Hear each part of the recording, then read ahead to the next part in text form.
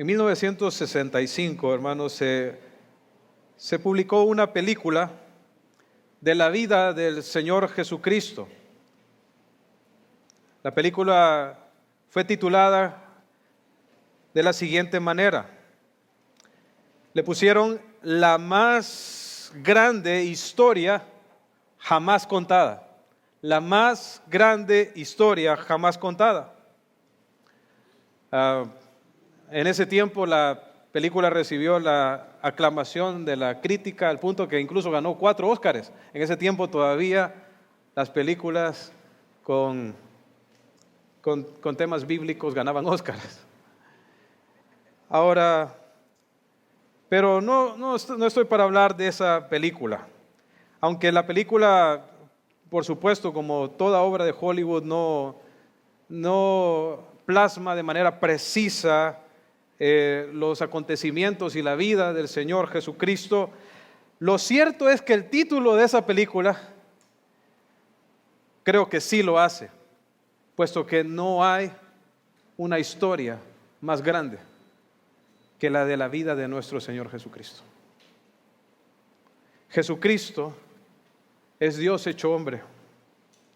Él es el Salvador de los perdidos, el Maestro por excelencia, la luz del mundo, el siervo humilde, el amigo de los pecadores, el profeta prometido, el Rey perfecto, el buen pastor, el hacedor de maravillas, quien nos revela al Padre, el Cordero de Dios, la resurrección y la vida.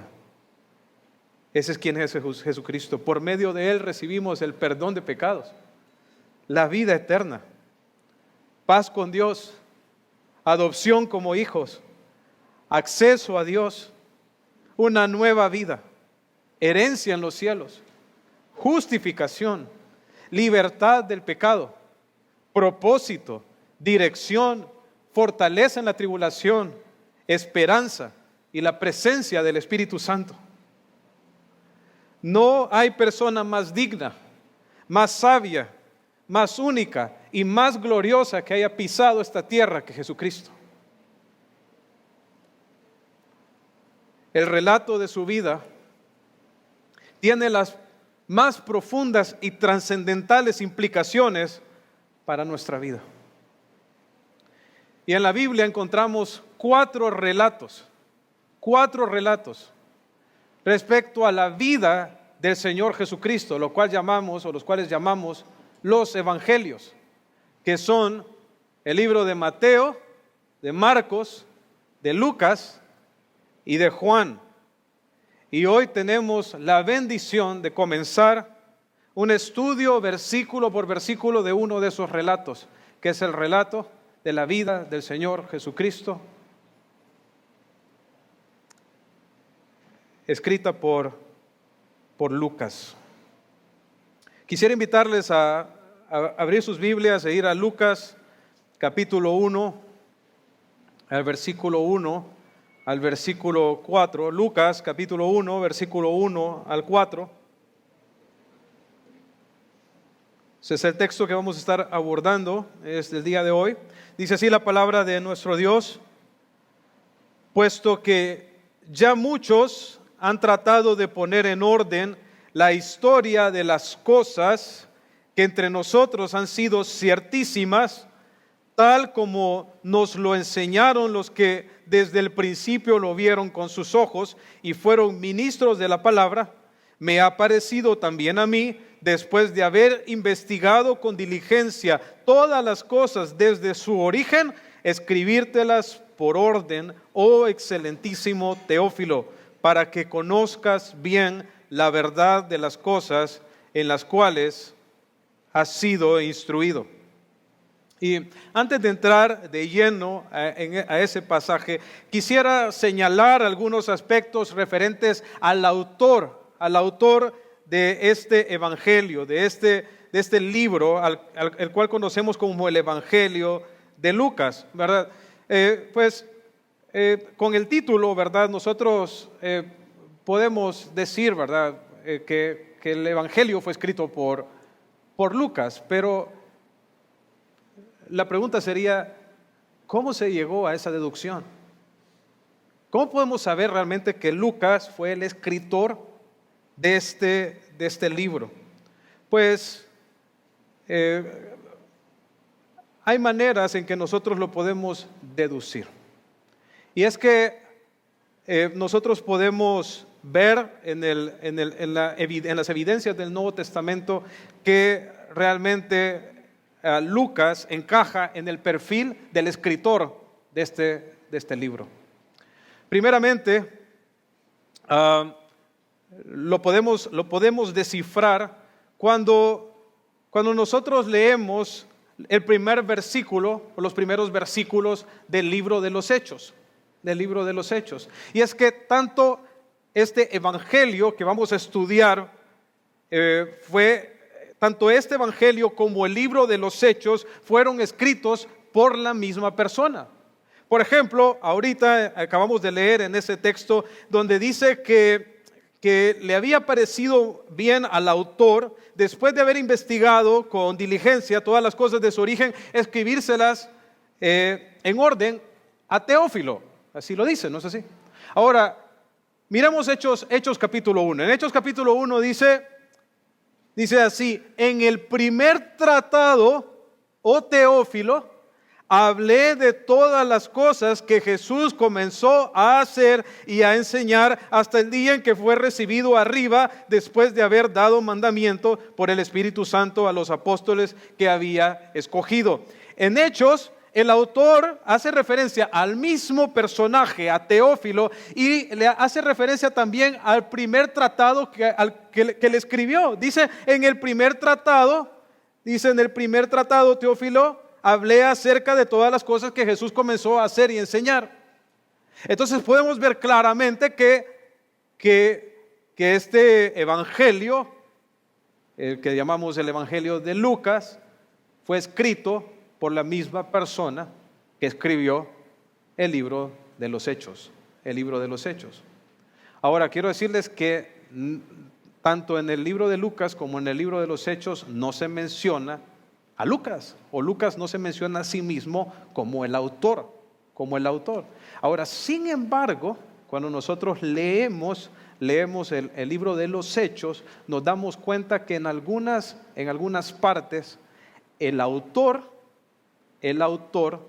utiliza los verbos en primera persona del plural, o sea, el nosotros. Por ejemplo, si nosotros vemos Hechos capítulo 16 en el versículo 10, cuando Pablo recibe la visión del hombre de Macedonia, dice así en Hechos 16:10, cuando vio la visión, dice, enseguida procuramos partir para Macedonia.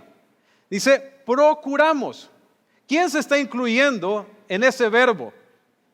Por supuesto que el autor, ¿no es así? El autor está diciendo que él era parte de este grupo de personas que acompañaba al apóstol Pablo. Entonces dice, procuramos partir a Macedonia. Entonces vemos aquí que el autor del libro de los Hechos, que es el mismo autor del libro que vamos a estudiar, era compañero del apóstol Pablo. En el Nuevo Testamento se mencionan muchos colaboradores y compañeros de Pablo. Esto es más o menos una lista de los compañeros que se mencionan. Eran Marcos, Aristarco, Lucas, Epafrodito, Apolos, Timoteo, Demas, Tito, Silas, Epafras, Bernabé, Sópater, Segundo, Gayo, Tíquico y Trófimo. Entonces son los compañeros y colaboradores de Pablo que se mencionan en el Nuevo Testamento. Ahora, de todos ellos, el único que acompañó a Pablo desde la visión macedónica, ahí en el capítulo 16 del libro de los Hechos, hasta el final del libro de los Hechos y incluso el final, ya casi el final de la vida del apóstol Pablo, es Lucas. Por eso la mayoría de los eruditos bíblicos concuerdan de que Lucas es el autor de este evangelio, porque no hay otro compañero de Pablo que encaje en el perfil de Lucas como un compañero del apóstol Pablo durante este amplio periodo de su vida.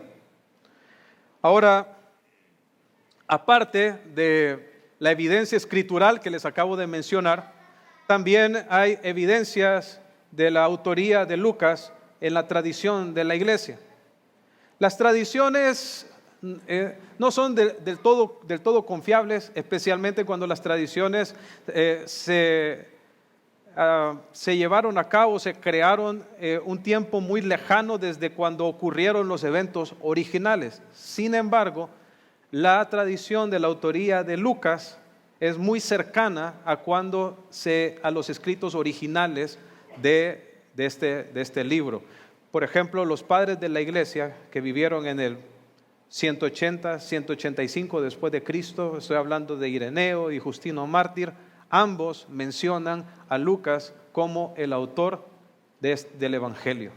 Incluso mencionan de dónde era la procedencia de Lucas, que él era de Antioquía de Pisidia, donde el apóstol Pablo sirvió como pastor junto con otros maestros y profetas por un periodo de tiempo, y donde de hecho el apóstol Pablo fue enviado a las misiones.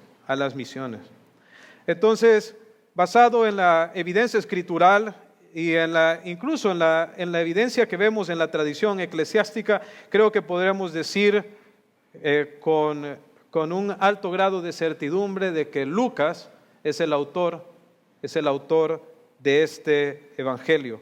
Ahora, ¿por qué es importante llegar a esta conclusión?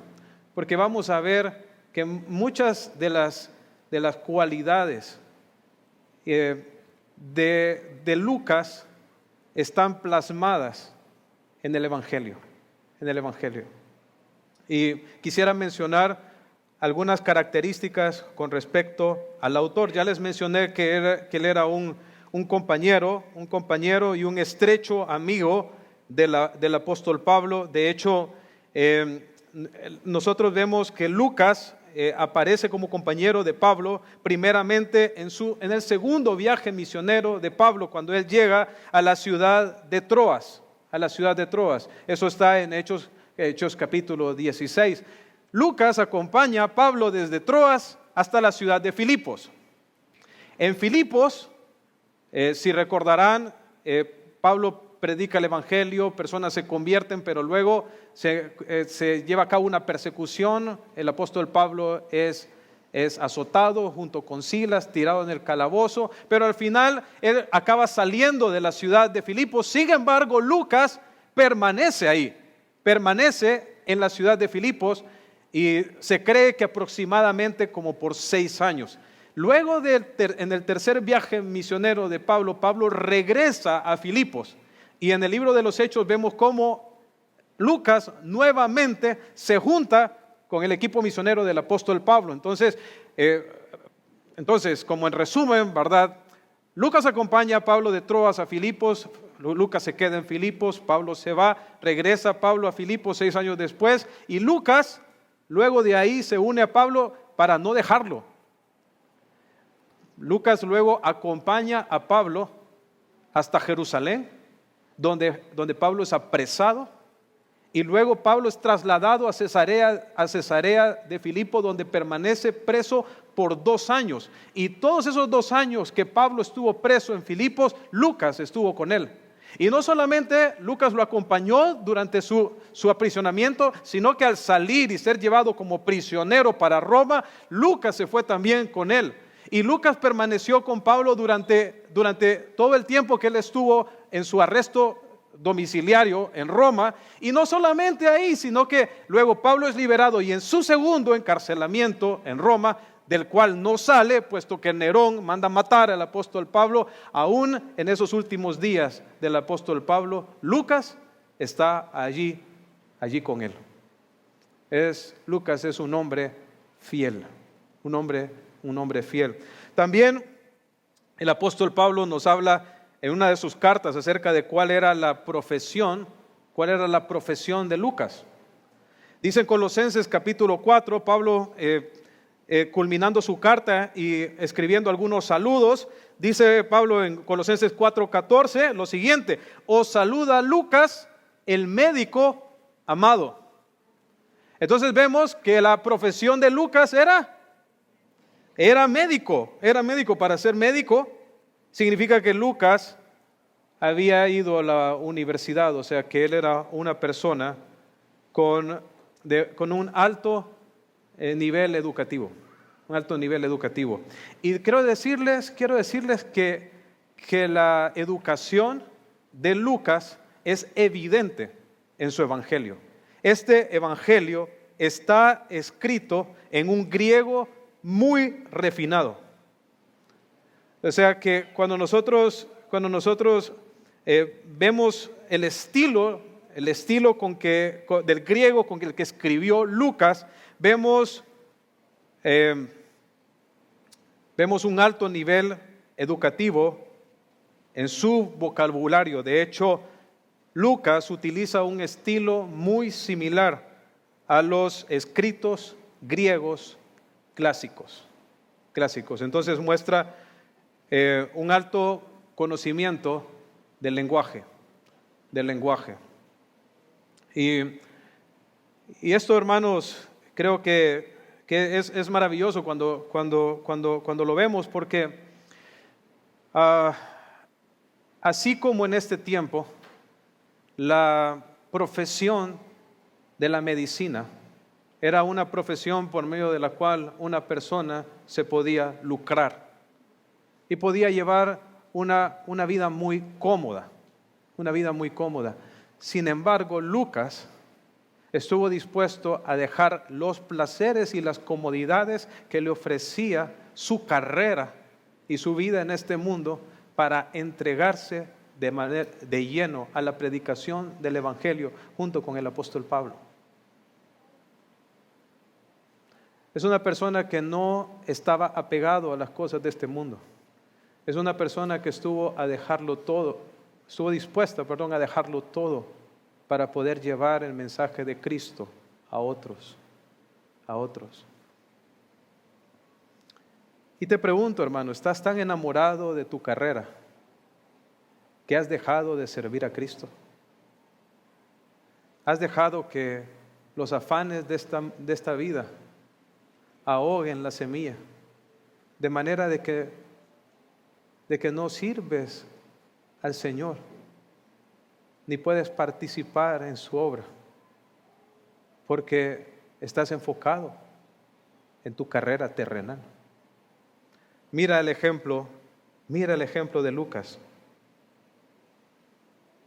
Incluso en los momentos más difíciles en la vida del apóstol Pablo, Lucas estaba allí.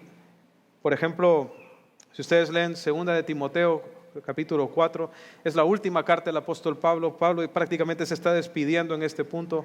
Dice lo siguiente: porque yo ya estoy, dice, para ser sacrificado, y el tiempo de mi partida está cercano, dice Pablo. He peleado la buena batalla, he acabado la carrera, he guardado la fe. Por lo demás me está guardada la corona de justicia, la cual me dará el Señor juez justo en aquel día, y no solo a mí, sino a todos los que aman su venida. Y le dice Pablo a Timoteo: procura venir pronto a verme, dice, porque Demas me ha desamparado amando este mundo. O sea, la persecución para este punto se había puesto muy severa. Ya Nerón estaba matando cristianos. Incluso iba a dar uno de sus mayores golpes contra los cristianos, matando a uno de los apóstoles. Entonces, Demas, en este momento de persecución intensa, enamorado de este mundo, ¿qué hizo? Abandonó el equipo misionero. Dice: Demas me ha desamparado amando a este mundo. Y dice: y se ha ido a Tesalónica. Y luego Pablo menciona: Crescente fue a Dalmacia y Tito a Dalmacia. Solo Lucas está conmigo. solo Lucas está conmigo. El médico, el que tenía una carrera a la que podía regresar, decidió acompañar al apóstol Pablo aún hasta el final. Qué maravilloso ejemplo. Y como les decía, ¿verdad? El nivel educativo de Lucas es evidente en el vocabulario y su estilo literario, ¿verdad? La manera en que él escribe el Evangelio realmente es un griego muy refinado, y eso nos muestra otro aspecto de Lucas, ¿sabe? Que él utilizó las bendiciones que Dios le dio en esta vida, su educación, para ponerla al servicio del reino de Dios. Al servicio del reino de Dios.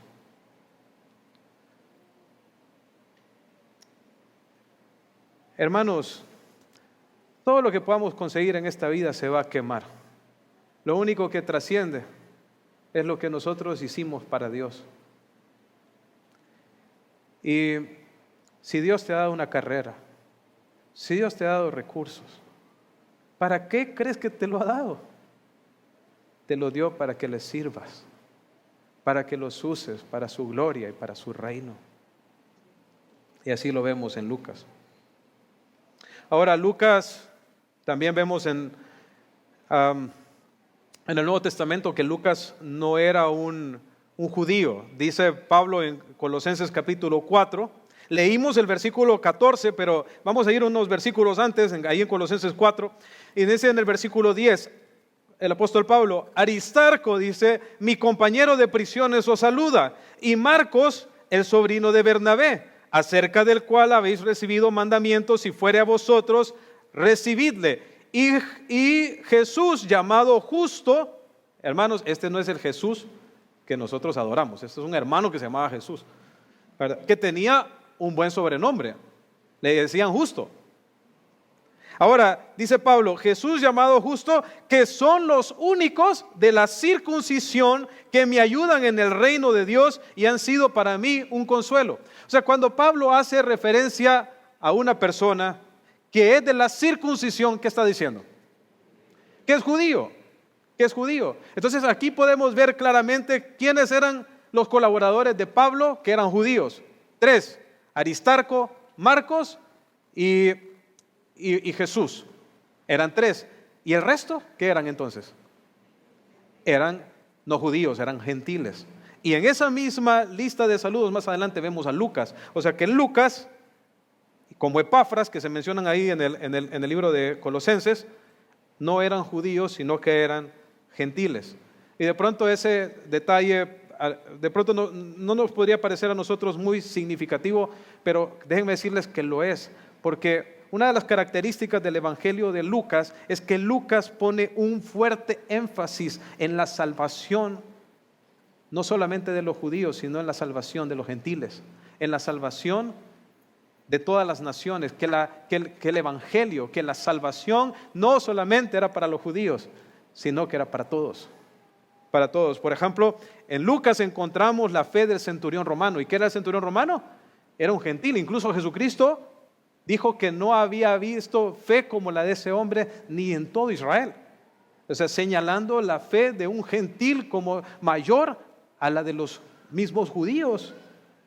También vemos la parábola del buen samaritano, que los samaritanos eran considerados por los judíos casi como gentiles. Vemos la sanación de los leprosos, donde uno de los leprosos regresa a dar gracias y no sé si ustedes recuerdan ¿cuál era la nacionalidad de ese leproso? Era samaritano. Era samaritano.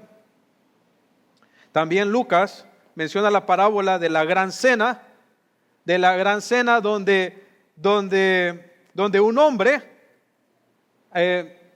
invita a los de su pueblo para que vengan a la cena, y sin embargo los rechazan. Entonces el Señor decide enviar a sus siervos para invitar a los pobres, a los mancos, a los cojos, a los ciegos, a todos, y deja de fuera a los que invitó primero. ¿Y qué estaba representando o qué representa esa parábola? los primeros invitados son los judíos. Pero ¿qué hicieron los judíos con la invitación? La rechazaron. Y entonces la puerta se abrió para que todos los que estaban fuera pudieran entrar. Para la gente de los caminos, los pobres, los mancos, eso es una representación de nosotros. Lo vil, lo menospreciado, los gentiles, tenemos acceso a la gran cena del gran Señor. Entonces, una de las cosas que vemos en el Evangelio de Lucas es que la salvación no es solo para judíos, sino para las naciones. Es para las naciones. También Lucas nos menciona en varias ocasiones a Jesús como el Hijo del Hombre. 14 veces se menciona en el Evangelio de Lucas a Jesús como el Hijo del Hombre. Hay personas que han dicho, entonces el Evangelio de Lucas hace un énfasis en la humanidad del Señor Jesucristo porque utiliza ese título del Hijo del Hombre, pero no es así. No es así. El Hijo del Hombre apela a la autoridad y al gobierno del Señor Jesucristo. Es una profecía del Mesías que está escrita ya en Daniel capítulo 7, en Daniel capítulo 7, y realmente lo que esa profecía anuncia es que el Cristo gobernaría sobre todas las naciones.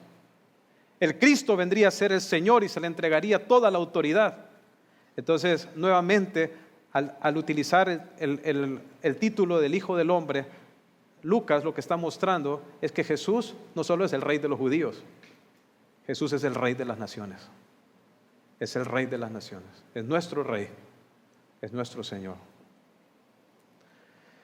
Muy bien, eso es con respecto a la introducción al autor. Entonces, ¿están conmigo, hermanos, todavía? Muy bien, este es como decía el pastor Suel, este es como un preditaller, hermanos. Un preditaller, hay bastantes datos históricos. Ok. Ahora vamos a enfocarnos en el texto que es el foco de nuestro estudio el día de hoy, que es el texto que leímos en Lucas 1, del 1 al 4. Y vamos a leerlo nuevamente para familiarizarnos nuevamente con el texto. Dice, puesto que ya muchos han tratado de poner en orden la historia de las cosas que entre nosotros han sido ciertísimas, tal como nos la enseñaron los que desde el principio lo vieron con sus ojos y fueron ministros de la palabra, me ha parecido también a mí, después de haber investigado con diligencia todas las cosas desde su origen, escribírtelas por orden, oh excelentísimo Teófilo, para que conozcas bien la verdad de las cosas en las cuales has sido instruido. La porción que acabamos de leer, hermanos, es el prólogo del libro. Como les dije anteriormente, está escrito en griego clásico, y lo que está haciendo en Lucas aquí es emulando la forma y el estilo que utilizaban los escritores griegos clásicos para introducir sus escritos. O sea, aunque esta es como una especie de dedicatoria, ¿verdad? Vemos que está dirigido a Teófilo, pero realmente el propósito de Lucas no es solo que este libro llegara a Teófilo, ¿verdad? Sino que fuera una bendición para todos aquellos que lo leyeran. Entonces, pero es muy similar a la redacción de libros hoy en día. Ustedes notan que a veces cuando nosotros abrimos un libro, al inicio del libro, de pronto vemos una dedicatoria, y luego viene el contenido del libro. Esto es algo similar, ¿verdad? Este es como una dedicatoria. Debido como les decía anteriormente, al estilo de redacción refinado, es muy probable que este evangelio apelara a una audiencia educada, que en su mayoría eran los griegos. Y esto nos muestra una cosa, hermanos, que el evangelio es para todos. Para todos. Hay personas que piensan que el evangelio es para los no educados, para los ignorantes y para los necesitados. Que cuando nos educamos y salimos de la ignorancia, salimos también de la esclavitud, de la religión y de la fe. Como que la educación En la educación vamos a encontrar algún tipo de libertad, de la esclavitud a la que nos somete la religión. Pero la verdad es que no es así. Tanto cultos como incultos, educados, no educados, ricos, pobres, todos necesitamos a Cristo. Porque hay algo que todos los que estamos en esos grupos tenemos en común, y es que todos somos pecadores. Y como todos somos pecadores, todos necesitamos el perdón. Todos necesitamos la restauración. Todos necesitamos la vida que Jesucristo ofrece. Los griegos solían ser personas que buscaban la sabiduría y por eso se mofaban del Evangelio.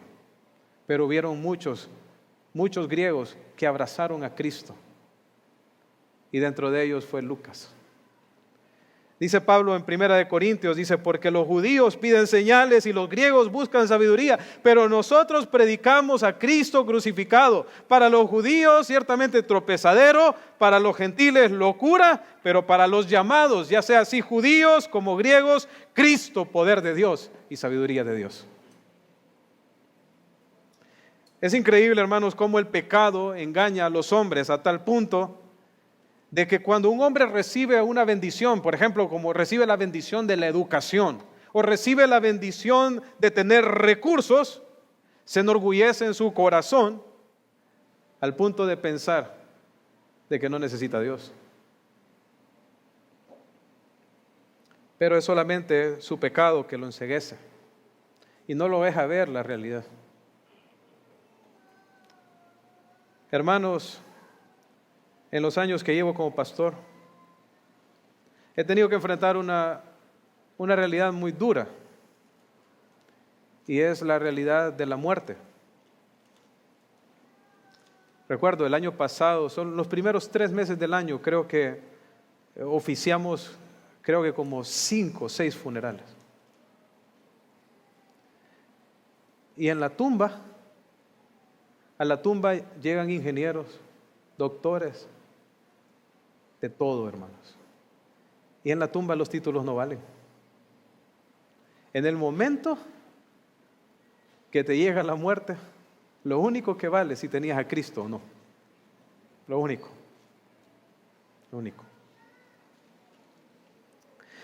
Entonces, volviendo a Lucas, en el versículo 1, Lucas nos comenta que el esfuerzo por construir un relato ordenado de la historia de la vida del Señor Jesucristo fue algo que muchos otros intentaron o hicieron aparte de él. Dice en el versículo 1, puesto que ya muchos, dice, han tratado de poner en orden las historias que entre nosotros han sido ciertísimas. O sea que hubieron muchas personas que se dedicaron a la labor de buscar poner en orden el relato de la vida del Señor Jesucristo. Al menos para el momento en que Lucas está escribiendo su evangelio, al menos ya habían al menos 2 relatos completos, que era el evangelio de Mateo y el evangelio de Marcos.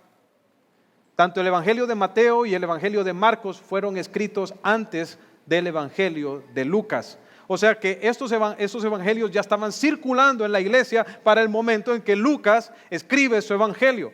Cuando Lucas se da la tarea de hacer una investigación de esos mismos eventos y ponerlos por orden, en ninguna manera está desestimando o criticando la labor que otros hicieron antes que él. Más bien, Lucas ve su labor como algo complementario.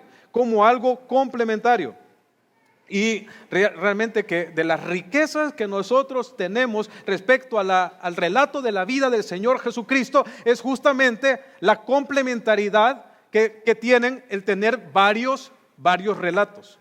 Porque cuando tenemos nosotros varios relatos de los mismos eventos, entonces tenemos un relato más exacto y más completo. Y se los voy a ilustrar, hermanos, de una manera sencilla. Todos ustedes pueden ver este púlpito, ¿no es así?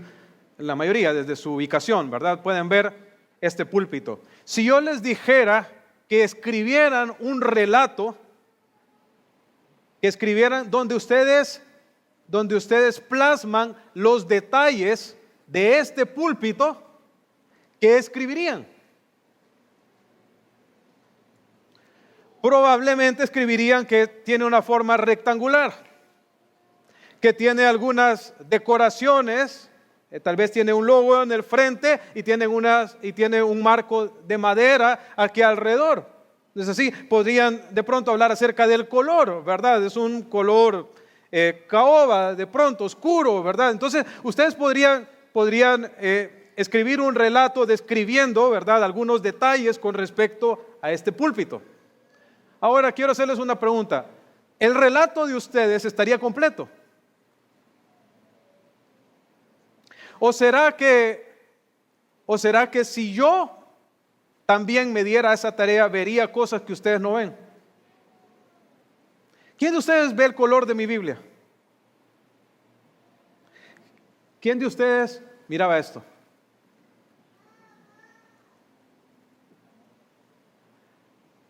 Entonces, ahora, si ustedes hacen un relato de donde describen este púlpito, su relato sería cierto, si son honestos, ¿verdad? ¿Sería verdadero? Sí. ¿Y el mío sería verdadero aunque incluyera otras cosas? Sí. ¿No es así? Y entre los dos relatos, ¿qué tendríamos? Tendríamos un relato mucho más completo. Incluso es posible que si hiciéramos 4, tuviéramos una visión completa, ¿verdad? Porque puede ser que los de acá vean cosas que no ven los de allá. Entonces, de pronto, 4 relatos alrededor describiendo este púlpito nos darían de pronto ¿cómo se llama? El relato, valga la redundancia, más exacto. Pues son 4 relatos que tenemos nosotros de la vida del Señor Jesucristo: Mateo, Marcos, Lucas y Juan.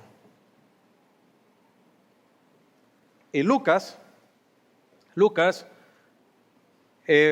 tuvo el deseo de hacer un relato lo más exacto y detallado posible.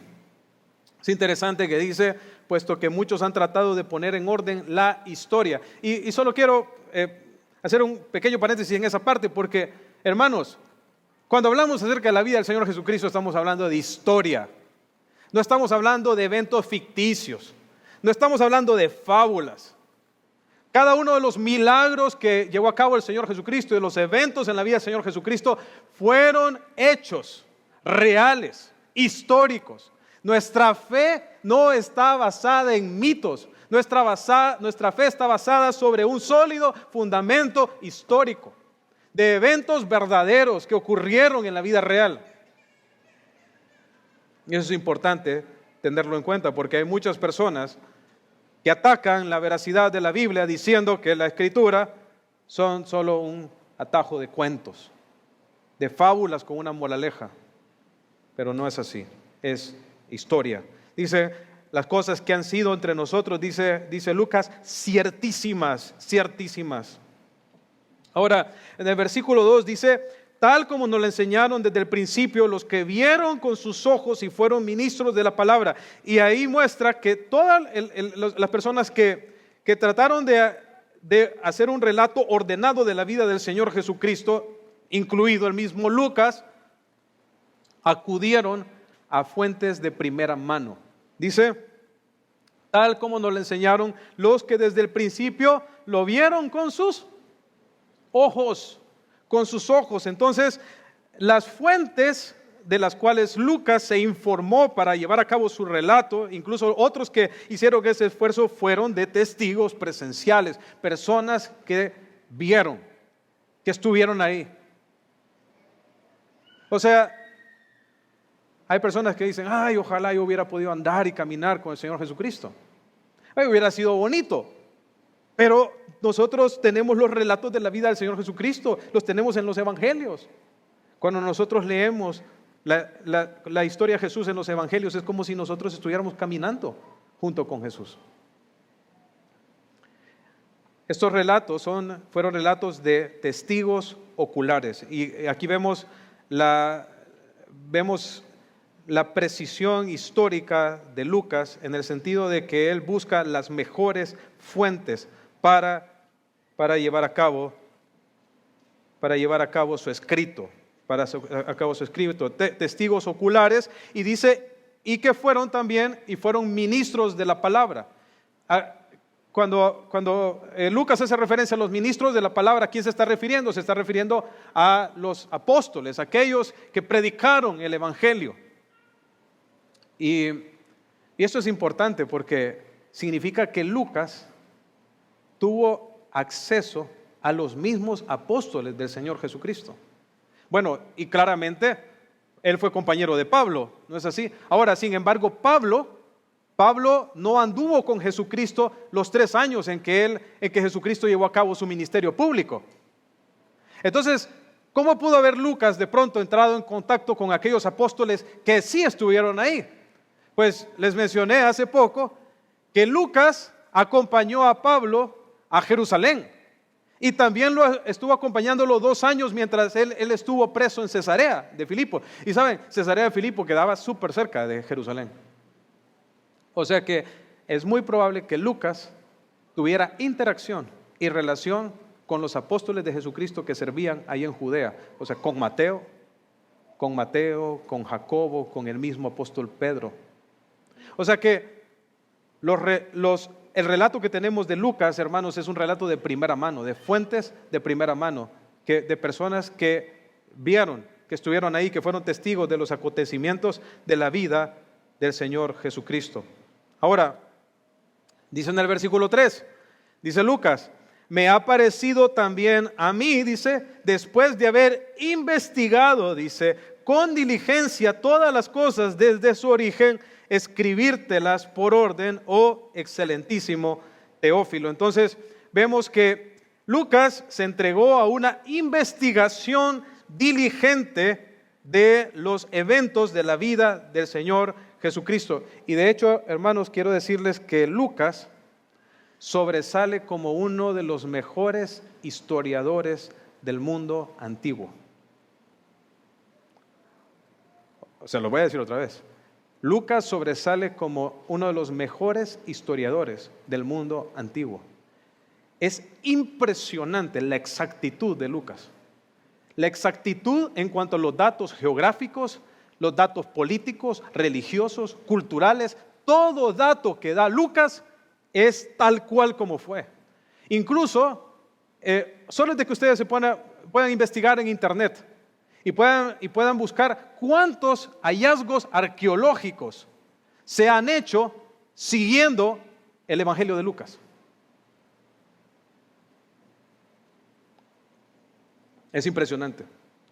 Y dice aquí que Lucas se dio a la tarea de investigar de manera diligente cada una de las cosas desde su origen. Y eso, hermanos, nos permite a nosotros tener en el Evangelio de Lucas uno de los relatos más amplios con respecto a la vida del Señor Jesucristo. O sea, Lucas, hermanos, no hizo copy-paste de Mateo y de Marcos.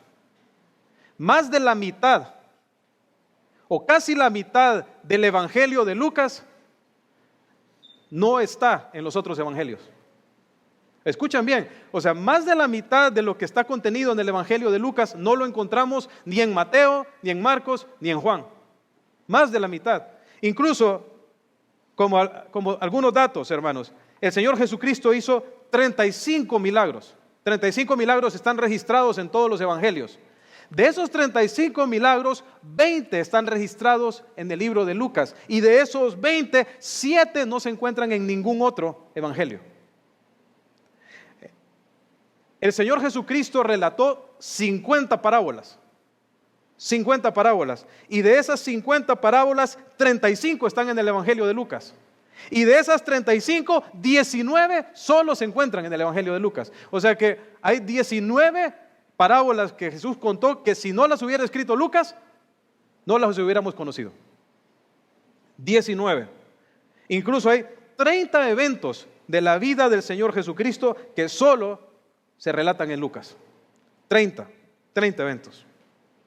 Entonces vemos, hermanos, la diligencia, la precisión, el esfuerzo que hizo Lucas para poder averiguar todos los detalles con respecto a los eventos que él plasmó con respecto a la vida del Señor Jesucristo. Ahora, dice que él decidió presentarlas, dice escribírtelas, dice en orden. Y creo que una mejor manera de traducir ahí es, en la parte de orden, es la idea de un orden lógico. No es tanto un orden cronológico, aunque Lucas en los eventos más grandes es cronológico.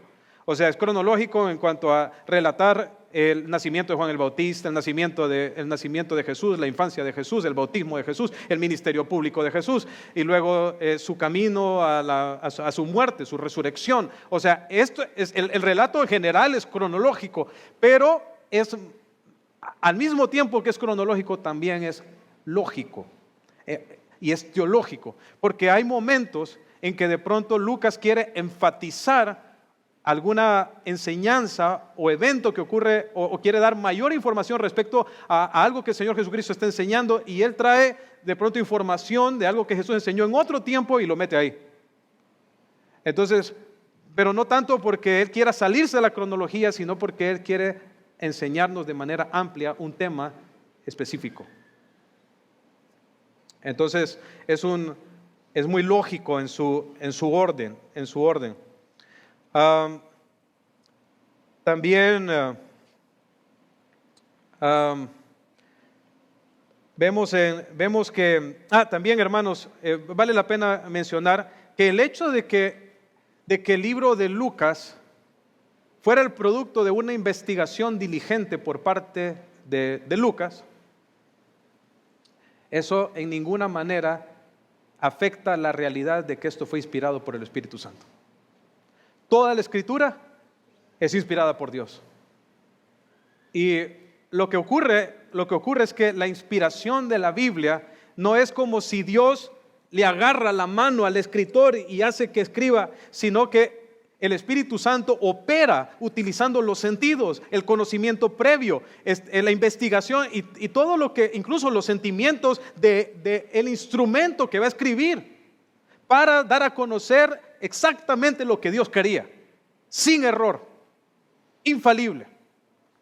O sea que, y Lucas es el perfecto ejemplo, o sea, él hizo toda la indagación, él investigó, pero a la hora de escribir lo hizo bajo la protección y la dirección del Espíritu Santo para saber exactamente qué de todo lo que tenía iba a incluir, y de manera de que todo lo que escribiera se escribiera sin error.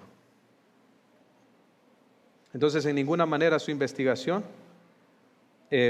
afecta la realidad de la inspiración divina de este libro. Y por último, hermanos, no los cansé con tantos datos.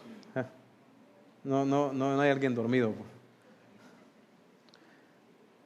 Por último, el propósito de este libro. Miren el versículo 4. Dice, para que conozcas, le está diciendo Lucas a Teófilo. Por supuesto, este propósito abarca a todos aquellos que en el futuro iban a leer este evangelio. Dice, para que conozcas bien la verdad de las cosas en las cuales has sido instruido. Este es el propósito por el cual Lucas escribió este evangelio. Dice, para que conozcas bien la verdad. Hermanos, el Señor Jesucristo dijo, y conoceréis la verdad, y la verdad os hará libres. Libres, la libertad del pecado, la salvación la encontramos por conocer la verdad. No sabemos si Teófilo ya era salvo. Si no era salvo, entonces Lucas escribió esto para guiarlo a la fe en Cristo. Si Teófilo ya era salvo, entonces Lucas escribió esto para que él pudiera crecer espiritualmente en su conocimiento del Señor Jesucristo. Pero, hermanos, la vida eterna consiste en conocer la verdad. Consiste en conocer a Jesús. Y ese es el propósito por el cual él escribió este libro. Y yo espero, es mi oración, mi anhelo, que muchas personas encuentren a Cristo por medio del estudio del Evangelio de Lucas. Aquí está la historia del hijo pródigo, de la oveja perdida, de la moneda perdida. Aquí hay tantas parábolas que nos hablan acerca del amor del Señor y su deseo de salvar a los perdidos. Hermanos,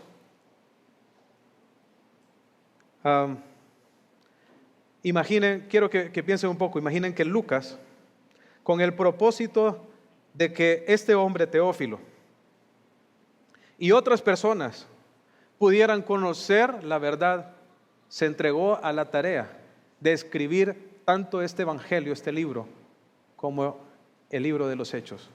Y yo te pregunto, hermano, ¿qué esfuerzo estás haciendo para que otras personas conozcan al Señor? Hay personas que ni un uno a uno están dispuestos a dar.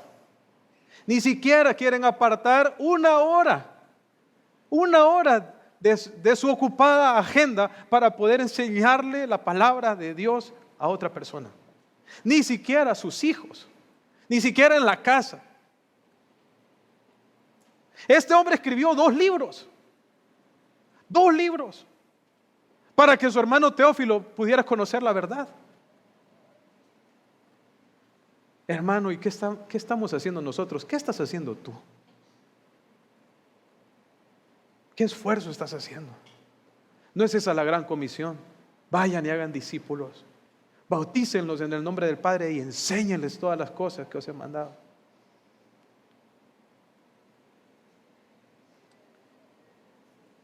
Hermano, si no has tenido interés por la vida espiritual de alguien, te animo a despertar. Deja ya la comodidad. Bien que tienes tiempo para películas, bien que tienes tiempo para series, para saber cuántas cosas. No tienes tiempo para invertir en la vida de alguien, en la vida espiritual de alguien. ¿Qué ejemplo nos da a nosotros Lucas en ese aspecto? Vamos a orar. Señor, gracias, Padre, por el ejemplo que encontramos en el doctor Lucas, el médico amado, un hombre fiel que te amó, Señor, que te sirvió, ahora está contigo, Señor, y ahora es un maestro para nosotros. Ayúdanos, Señor, a aprender. Ayúdanos a crecer en nuestro amor y en nuestra obediencia hacia ti por medio del estudio de este maravilloso evangelio. Padre, te lo ruego en el nombre de Jesús. Amén.